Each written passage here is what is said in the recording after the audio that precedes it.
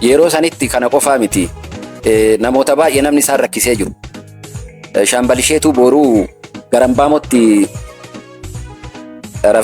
mishigatee dudeecha karaa jissee waraana qaba fidee achiin naqee warqa seensisuu dhoogge ji'a ol ta'an magaalaa warqaa seenuu bakka mara seenaa achi seenuu dadhaban.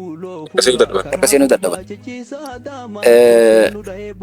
Gaafa kaan beektaa ummatuma keenya kanatu muka keessaan loosee fidee warqatti galche. Galcheennaan ilma jalaa ajjeefte ilma isaa.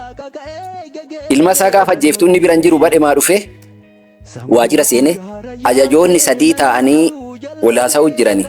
Waraana bal'aa keessa buute ilma kiyya maaf ajjeeftanii jedheen. Atiin kaa bosona kana gasseenuu nu dhoggee miti jetteen. Shubbuxii asii ol baafatee 3 akkanuma godhe yaabu. Abbo gootamee kadhamne barseenaa gootamee qaatiin nurraa awwaalamee jira seeti.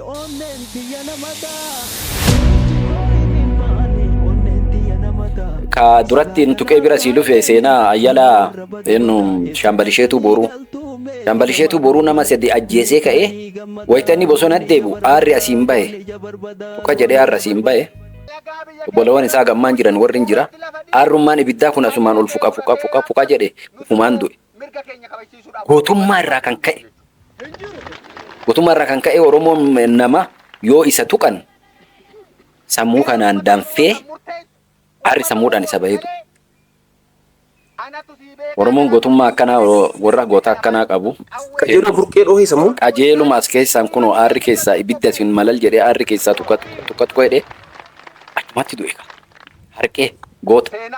Maaf harqa beektaa amma waan ajajoota dhaqee waan ajjeesee bar tanniin tabadhee keessa deemtanii yoo ajjeese haluun mucaa kiyyaan baane jedheeti.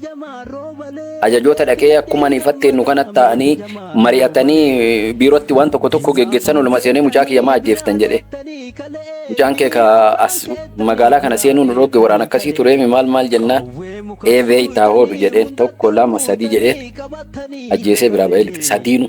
Eega gadi bahee illee waraanni jara mindinoo itti otoo gadi fiddu keessa bahee nama yoo akkana qawweef shubbutii achi qajeelche bakkuma hajame san dha'u ture abbaan isaallee. Abbaan mucaa sanillee mucaa sana akkasitti galaafatanii abbaan isaallee abbaa baqqalaallee akkasittiin galaafatanii baqqalaallee akkasitti galaafatanii kana qofaa miti namni jarri fite nageessoo abdii kan jedhame mallasaan waraanuma ofii faana ergisiisee kumaandira godina Baaleeti. Dhalataa kenna mucaan.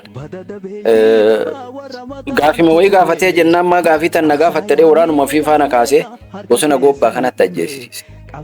Gammadaa Bakkalii Dodola keessatti walgahii oolee galgala siree buletti ture. Tooftaa jijjiirate eegasii booda mallasaan tooftaa jijjiirate tooftaa nama sobanii ajjeesu walgahii deemtanii baasanii qoluu waamanii walgahii bulchanii siree galgala bakka inni buletti ajjeesu bifa akkanaatiin gootowwan baay'ee nurraa akkasitti fixaa turanii.